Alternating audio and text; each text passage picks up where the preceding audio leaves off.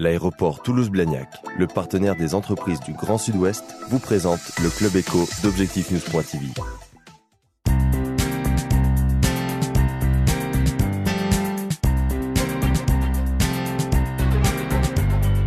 Bonsoir, merci de nous rejoindre sur Objectif-News.tv. Notre invitée aujourd'hui est Fabienne Giboux-Ponce, déléguée territoriale de l'ANSP, qui est l'Agence nationale des services à la personne. Bonjour. Bonjour. Vous êtes également directrice adjointe de l'unité territoriale de Haute-Garonne de la Directe.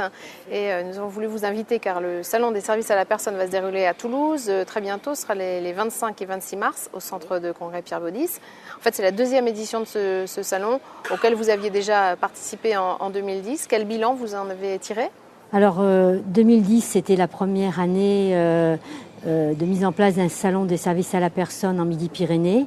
Le bilan, c'est que 3000 personnes sont intervenues sur le salon. Ça a eu un impact assez fort au niveau à la fois des structures et à la fois de la connaissance de ce secteur, avec notamment à part égale des familles qui se sont déplacées, des demandeurs d'emploi, des salariés du secteur. Donc un salon qui a eu pour une première année un succès assez important. Alors quand on parle des services à la personne, ça peut être par exemple garde d'enfants, soutien scolaire, assistance informatique, il y a beaucoup de services, assistance à domicile des personnes dépendantes également. Quel est le secteur aujourd'hui qui marche le mieux ? Surtout c'est tout ce qui est aide ménagère, garde d'enfants aussi, et puis tout ce qui touche aux problèmes des personnes âgées et des personnes handicapées. On a également tout ce qui est aide à la facilitation de la vie quotidienne, le jardinage, le bricolage, et puis les cours informatiques qui se développent, ainsi que tout type de services qui facilitent le quotidien des personnes. Il y a des services encore aujourd'hui à créer, à inventer ? Je pense qu'on a à peu près fait le tour des services qui peuvent faciliter une vie quotidienne. Parmi les derniers qui se sont créés, il y a notamment l'assistance informatique, mais aussi tout ce qui est téléassistance. Ça a été parmi les derniers. C'est-à-dire la téléassistance ? C'est-à-dire l'assistance, mais qui puisse se faire par l'intermédiaire de plateaux où sont dirigées les différentes consignes pour la personne qui est à son domicile. Aujourd'hui, les gens qui interviennent dans ces différents secteurs des services à la personne sont bien formés ? Alors, ils sont de mieux en mieux formés, je dirais. Nous avons tous les niveaux de formation sont représentés, du niveau 5, c'est-à-dire CAP, BEP, jusqu'à des formations supérieures pour l'encadrement. Entre autres, on a toute une palette de diplômes et de titres professionnels pour que les personnes rentrent là-dedans.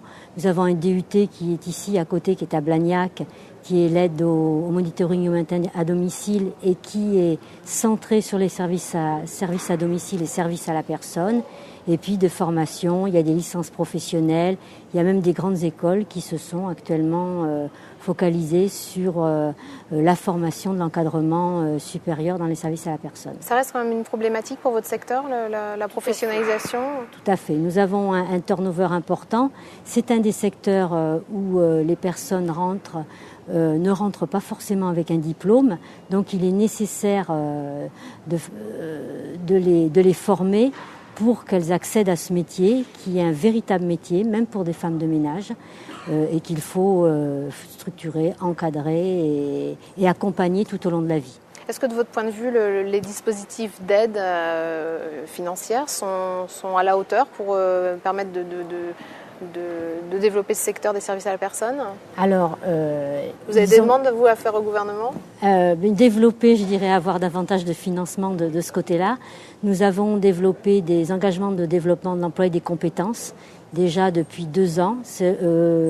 Midi-Pyrénées a été la première région à en construire un avec AGFOS PME et également un avec Uniformation pour que tous les salariés, qu'ils soient dans le secteur associatif comme au sein des entreprises, puissent bénéficier d'une formation aidée et qu'ils soient accompagnés tout au long de leur vie par ces dispositifs. Donc, l'Agence nationale des services à la personne sera présente au salon. Tout à fait, nous aurons un stand. Vous avez un stand et avec des ateliers, qu'est-ce que vous proposez ? Il y a plusieurs ateliers qui sont proposés. Il y a des ateliers qui sont sur la législation, parce que c'est une législation qui est complexe.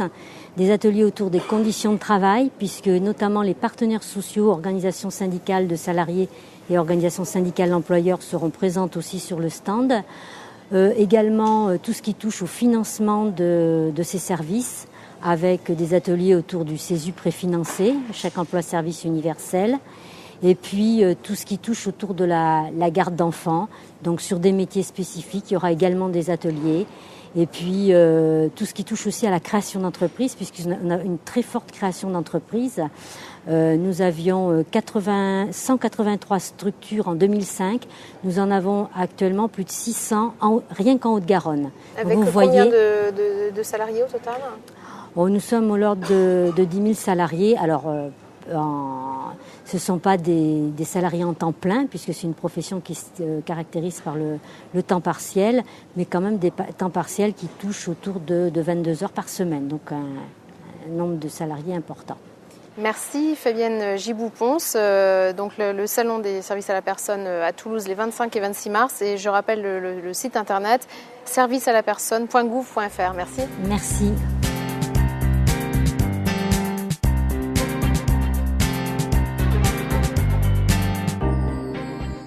L'aéroport Toulouse-Blagnac, le partenaire des entreprises du Grand Sud-Ouest, vous présente le Club Éco d'Objectif News.tv.